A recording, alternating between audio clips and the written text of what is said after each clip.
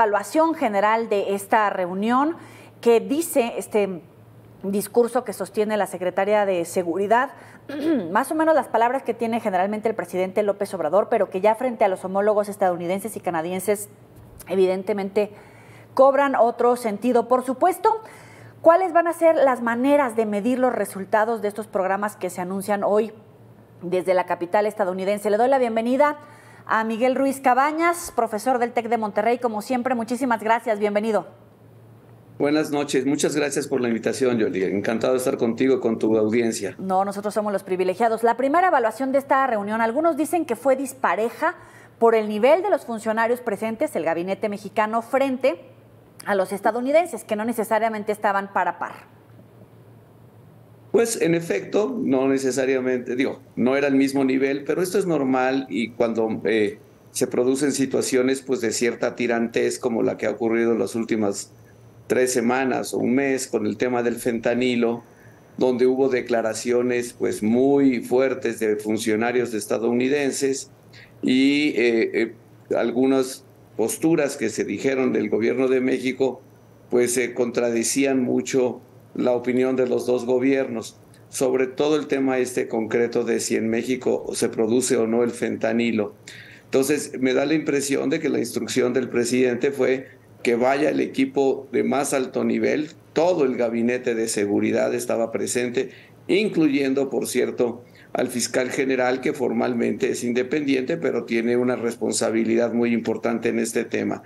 Entonces, no había de parte del gobierno de Estados Unidos, de la administración Biden, el mismo nivel de funcionarios, pero yo creo que de todas maneras es importante que se haya dado la reunión, que se haya hablado de fentanilo y hay que reconocerlo, de armas, de tráfico ilícito de armas, que es un tema también central para México, y que digamos, ya tengamos los dos países un marco institucional para tratar estos temas. Creo que esta reunión se debió haber dado hace mucho tiempo, pero bueno, lo bueno es que se dio. Oye, la secretaria de Seguridad Pública, Rosa Isela, se para en la línea, sostiene la postura, casi que la narrativa, las palabras del presidente de México respecto a la producción de precursores para el fentanilo. Muchos en la oposición la critican, dicen que aunque se habla de disposición, con esta postura que expresó no necesariamente está abierta a la realidad que afecta en este momento a Norteamérica. ¿Lo ves así? Mira, yo creo que es una discusión que la verdad no debería de tener lugar. Es cierto que los precursores químicos con los cuales se fabrica el fentanilo ilícito, porque hay un fentanilo que obviamente tiene usos médicos muy importantes, pues es el principal, sustancia, el fentanilo, que se usa, por ejemplo, para las operaciones, las anestesias, para el dolor. Entonces tiene un uso médico muy importante que no se puede prohibir ni se puede dejar de utilizar en ninguna parte del mundo, incluyendo a México.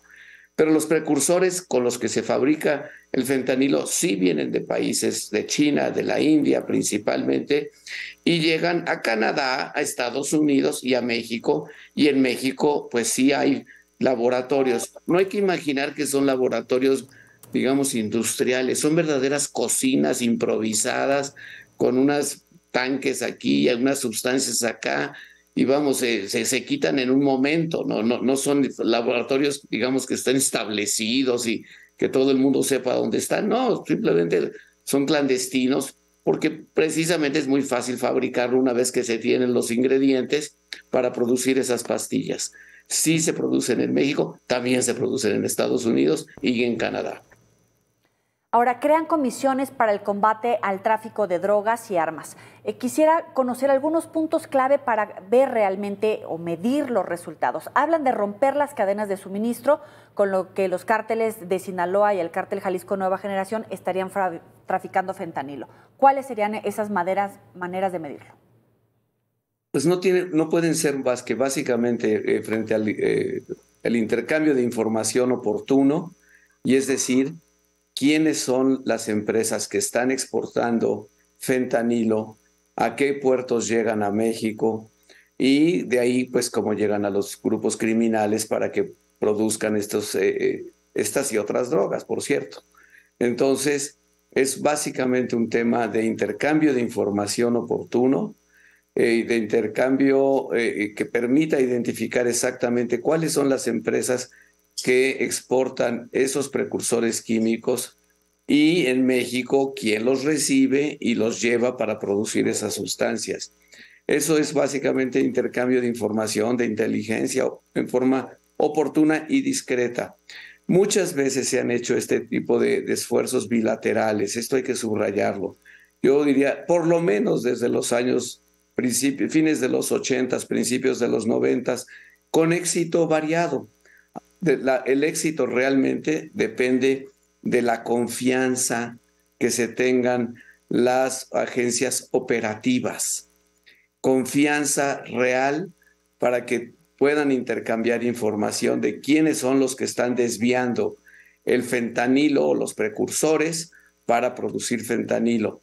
Eso es lo que es clave, pero para que funcione es la confianza entre agencias de aplicación de la ley que se tengan operativamente el trabajo. Oye, y hacerlo de tal manera que no sea contraproducente. Pero existía desconfianza. ¿Esta reunión ayuda a restablecer la confianza, a reducir la tensión? ¿Es un buen paso o, como lo planteas, estamos a la expectativa? No, yo creo que es un buen paso. Yo creo que lo que ha pasado en los últimos años es que mucho de esa confianza se perdió. Primero por la detención de quien fue secretario de la Defensa Nacional y que lo tuvieron que liberar, porque prácticamente pues, no tenían aparentemente mayores elementos para tenerlo detenido. Eso obviamente crea mucha desconfianza. El juicio a quien fue el secretario de Seguridad Pública, que fue condenado sin pruebas, pues la verdad es que abunda a la desconfianza, ¿sí? Fue condenado, y cuando digo sin pruebas materiales, claro que fue condenado con los testimonios de personas criminales confesos, que ahora son testigos protegidos, y que en base a esas afirmaciones, pues el jurado decidió que sí era culpable. Esas cosas no ayudan a la confianza por algo muy sencillo, porque pues se ve que en algún momento dado Estados Unidos, pero no Estados Unidos, sino algunas agencias específicas de Estados Unidos podrían hacer lo mismo y para funcionarios de administraciones pasadas o de esta administración, y eso pues realmente es muy complicado para abonar a la confianza. Yo creo que la reunión de hoy, su gran virtud es que el gobierno de México mostró su voluntad política al más alto nivel, con los funcionarios responsables de la aplicación de la ley en México, los funcionarios que encabezan todas las agencias que operativamente pueden proceder al intercambio de información con sus contrapartes de Estados Unidos. Francamente, sí creo que era necesaria esta reunión. Qué bueno que se hizo. Vamos a ver cómo ayuda para restablecer esta parte operativa y que haya resultados. Eso es en la parte del combate al fentanilo, cortarle el suministro a los cárteles de la droga. También hablan de la operación de norte a sur para frenar el tráfico de armas con un equipo especial. ¿Es un logro en todo caso para las demandas que había impulsado México o no hay noticia por ese lado? Yo sí creo que es un logro, que no ha sido fácil. Primer logro, diría algo que pues, estamos viendo, digamos, en la simetría de poder entre México y Estados Unidos, sí es un logro que esté incluido el tema del tráfico ilícito de armas, porque si no, no se entiende el enorme poderío que han acumulado las organizaciones criminales en México. Entonces, en ese marco de corresponsabilidad que tiene que haber para detener el fentanilo, pero también detener el tráfico de armas que ha empoderado a los criminales en México, a mí me parece que es fundamental, no es retórico, es algo que si realmente Estados Unidos pone atención o más atención en este tema, se pueden lograr muchas cosas. Una muy sencilla, ellos pueden saber con mucho mayor precisión quiénes son los que compran las armas en Estados Unidos para introducirlas ilegalmente a México con un buen trabajo pues, de investigación, de inteligencia, y eso a México le serviría muchísimo. Y por supuesto, detener en Estados Unidos a las personas que comprobadamente están comprando armas en Estados Unidos para introducirlas a México ilegalmente.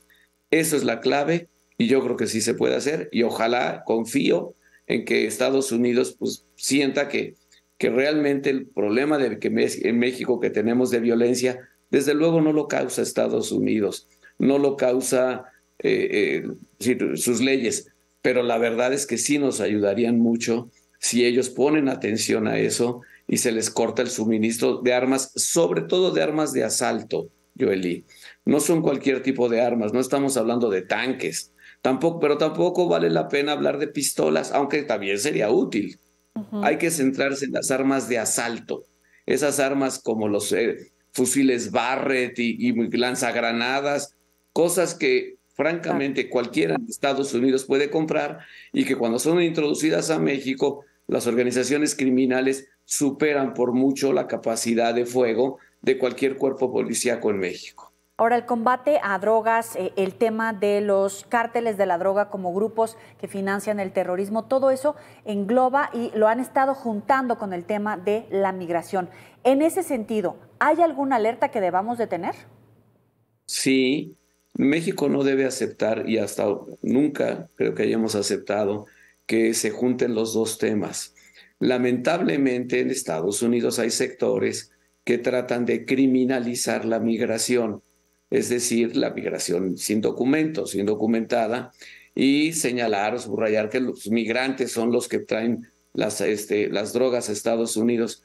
Y no es así, es una visión no solo maniquea, sino es falsa y criminaliza, digamos, doblemente a los migrantes. Entonces, México, creo yo, nunca debe aceptar combinar los dos temas y en todo caso, pues debe demostrar que Estados Unidos tiene que hacer algo en tráfico ilícito de armas. Nosotros cooperamos con el principio de corresponsabilidad para tratar de reducir el tráfico de fentanilo, pero no combinarlo con el tema de los migrantes, porque eso sí es una agenda, digamos que securitiza la migración, la vuelve un problema de seguridad nacional en Estados Unidos y para los dos países.